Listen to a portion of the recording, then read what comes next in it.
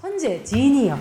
천재라는 이 단어 안에는 타고났군이라는 형용사가 이제 안에 내포되어 있대요. 자, 천재는 타고났을까요? 만들어지는 걸까요? 나는 만들어진다에 한 표를 좀 던지고 싶은데, 모임했을 때 어떤 얘기 나눴냐면, 어떤 천재성을 갖고 싶으냐. 슬픔을 느끼지 않는데 슬픔에 글을 쓸 수 있고, 분기하지 않는데 분기에 글을 써서 읽는 사람으로 하여금 내가 느끼지 않았지만 그걸 느낄 수 있게 해주는 게 능력이 있고 싶어요! 라고 하는 사람이 있었고, 어떤 사람은 이거와 전혀 다른 이거의 만남이 센세이션을 일으키는 그 번뜩이는 아이디어, 그로 인해서 몰랐던 걸 발견하는 그 천재성을 가지고 싶다. 그리고 또 어떤 사람은 내 눈빛만 봐도 이성이 접근했으면 좋겠는 5차원적으로 천재를 좀 살펴보면서 천재성을 개발하기 위해 어느 수준에서 어려움을 겪고 있고 어느 수준으로 나아가야 되는지에 대해서 우리가 그런 걸 좀 알면 내 안에 있는 천재의 특성을 개발시켜서 우리가 천재 집단이 되는 거지.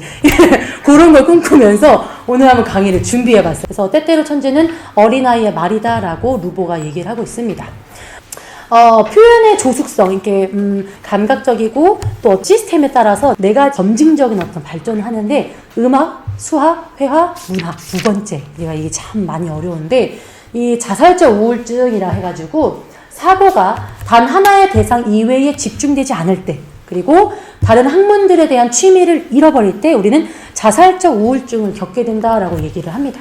19세기에서 20세기가 됐을 때 천재들을 광인, 광기 이렇게 이제 표명을 했다고 해요. 그래서 신경증이다, 정신병이다, 자살적 우울증이다, 또 우울증이다라는 그런 증상명으로 이제 바꾸게 되는 거죠. 그래서 이런 광기들은 어떻게 손 쓸 수가 없으니까 정신병원에 이게 감금시키고 통제하고 관리가 되어지는 건 거죠.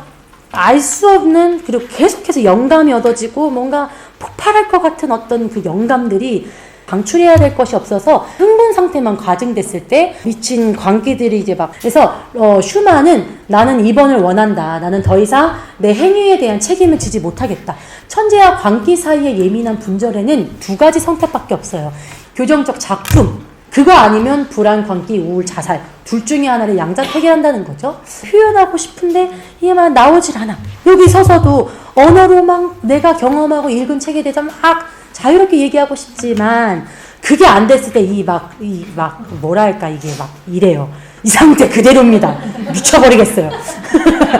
이 고흐가 이게 막 내가 느껴지는 이 불안들 어떤 금기들 막 여러 가지 막 표상들 떠오르는 것들 그로테스크하게 보이는 것들 감각적으로 익히는 이 모든 것들이 표현되지 않으면 자기를 죽음으로 몰아가는 유일한 방출인 이 예술이라는 틀에 담을 때 그 광기가 지금까지 우리에게 회자되고 그 사람의 붓터치 굉장히 불안했을 거예요. 이거 하나하나 할 때마다 불안했을 텐데 우리는 이걸 보면서 역동성, 뭔가 그 살아있는 그 고흐만의 그 감각을 전해받게 되잖아요. 그러면서 내 안에 있는 고흐와 같은 모습들을 떠올리면서 인간이라 하면 이렇지라는 것을 예술작품을 통해서 우리가 나를 보게 되는 거죠. 이게 예술의 굉장한 위대함이라는 거죠. 우울증의 고통은 투자의 실패. 내가 리비도가 투자되고 뭔가 집중하고 이런 투자들이 계속 좌절되고 계속 내가 원하는 거대로 안 나오고 원하는 게 맞는 것인지에 대한 그 궁금증이 정신분석이라는 것을 알았고 이것을 알았다는 걸로 부담 갖는 거가 저를 이제 덮치고 이걸 어떤 플랫폼과 어떤 틀에 담아서 내 다음 역할을 할 수 있는가 거기에 대한 생각을 하지 않고 그냥 막 영감만 막 그냥 영감 왜 불러가 자꾸 영감만 막 계속 나를 막 추진하 이 방법으로 해도 대박 날 것 같고 저 방법으로 해도 대박 날 것 같고 다 될 것 같은 거예요. 막 미쳤어. 나 진짜 숨 막혀 죽을 뻔했어요. 리비도 투자는 하지만 내일 눈 뜨면 실패돼 있고 막 좌절돼 있고 왜냐면 너무 거시적이고 큰 꿈이 막 꿔지니까 그러면서 나는 다 할 것 같아.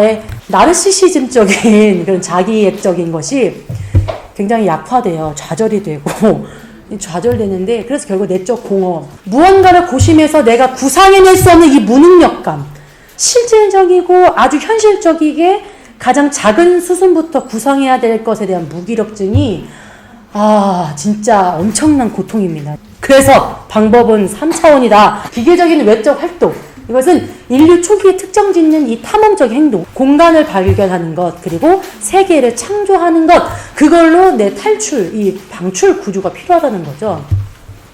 아이디어의 연상작용과 자연 발생적인 횡설수설. 내가, 이게 자연스러운 횡설수설이었어요. 이 몇 년이지, 이게. 구성이 되어야 되는, 조증으로 갔다가 우증으로 갔다가 이 미쳐 날뛰는 발광적인 것들이 어떤 구성하는 것으로 방출이 되어야 된다라고 얘기를 해요. 이 모차르트는 오렌지를 보고 5년 전에 들었던 나폴리 민요가 생각이 났대요. 그러면서 단숨에 그 자리에서 떠오르는 그 순간 썼다는 거예요. 이게 중요한 거예요. 왔으면 해야 되는 거야. 영감이 왔어? 그 구성해야 된다는 거죠. 제임스 와트는 주전자 딸깍딸깍 거리는 거 보면서 뭐야 저 증기가 힘이 있네 라고 딱 착안을 해서 바로 자기 개념에 착안을 해서 우리는 바로 사용해야 된다는 거예요. 여기에서 우리 매주 목요일마다 영감 맞으시잖아요. 영감이 막 뜨잖아요. 그게 바로바로 자신의 삶에서 자기의 상품에 녹여야 된다는 거지. 유일한 진정제는 글쓰기다라고 얘기를 해요. 시인의 광기는 글쓰기가 다 자신을 보호하고 보전하고 내 창란층을 종식시켰다. 보들레르는 자신의 충동성, 공격성, 광기 이런 것들을 예술인 악의 꽃에서 시집으로 표현을 했다. 포인트는 표현이에요. 자기가 자기 자리에서 할 수 있는 표현을 빨리 찾을수록 숨을 좀 쉬실 거예요. 이제 베토벤 같은 경우는 그는 소리도 지르고 중얼거리고 왔다 갔다 했지만 내면에서 메시지가 오기 시작하면 끄적였다는 거예요. 계속 끄적거렸고 계속 썼고 이게 귀가 먹었는데 49분짜리 악보를 만들어냈다는 건 그러니까 우리가 천재다라고 얘기를 하는 거예요. 내 안에 있는 착상이 결코 나를 놓아주지 않는다. 그것은 솟아오르고 계속해서 확장된다라고 얘기를 하면서 나는 황홀한 경련 속에 그것을 다양화해야 된다라는 머스트가 있는 거죠. 그래서 나는 옮겨 쓰는 작업밖에 할 게 없다. 그래서 이것이 아주 빨리 진행돼야 된다라고 지금 우리에게 말하고 있어요. 뭔가 영감이 왔어요? 감각을 느꼈어요? 일단 쓰라는 거예요. 허접 나부랭이라도 일단 쓰라는 건 거죠. 저한테 지금 하는 얘기예요. 써라. 그만 써. 그만 써라. 이러는 거죠. 천재는 타고난 게 아니라 어마어마한 인재의 소질이 있는 거죠. 인내가 없는 참된 천재는 없다라고 미셰가 얘기를 해요. 세자는 그림 솜씨가 타고나진 않았대요. 근데 엄청나게 집요했대요. 그래서 고갱이 그는 천재성이 있기 때문에 그림을 그린 게 아니라 그림을 그리고 있기 때문에 천재성이 있다고 우리가 말하는 것이다. 몇천억 장을 그렸겠어. 이 지점에 이르기 때까지. 이 인내에 그리고 고독과 고립의 시간이 필요하다라는 거죠. 이분은 17시간 동안 책상에 앉아 있어가지고 계속 작업하고 수학적 사고를 하고 또 이제 글도 쓰고 17시간의 작업을 했다라는 거죠.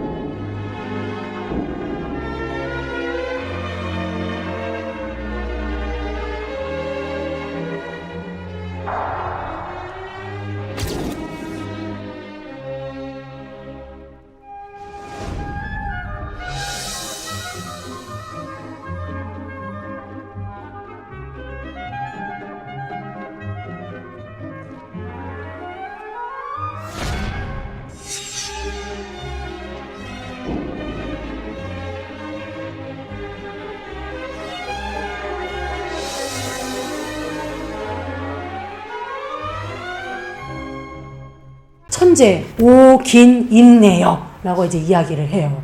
영감이라는 것은 그냥 훈련의 보상일 뿐이다. 특별하게 선택된 자만이 영감을 얻는 것이 아니라 인내로 훈련된 자만에게만 이제 보상으로 오는 것이 영감이다라고 얘기를 합니다.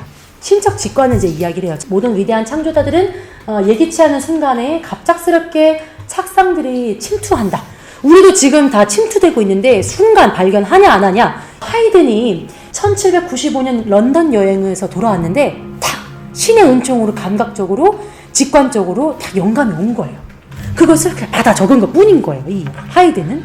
그러면서 자신이 작품이 잘 되지 않으면 나는 묵주와 함께 기도실로 피신하고 아베 마리아를 쇼팽 또한도 그렇다. 영감이라는 것은 피아노에 앉을 때 갑자기 떠오르고 나는 그걸 펜 아래 아주 단숨이 쓰여지는 것. 북클로 끝나고 걷는 그 바람에 영감이 와서 뭔가 떠오른다면 무조건 메모장을 켜서 타이핑이라도 치고, 또 이제 운전하다가 영감이 오면 음성 메모라도 하고, 신이 주는 모든 그 어떤 감각인데 이것을 담아내야 된다는 거죠.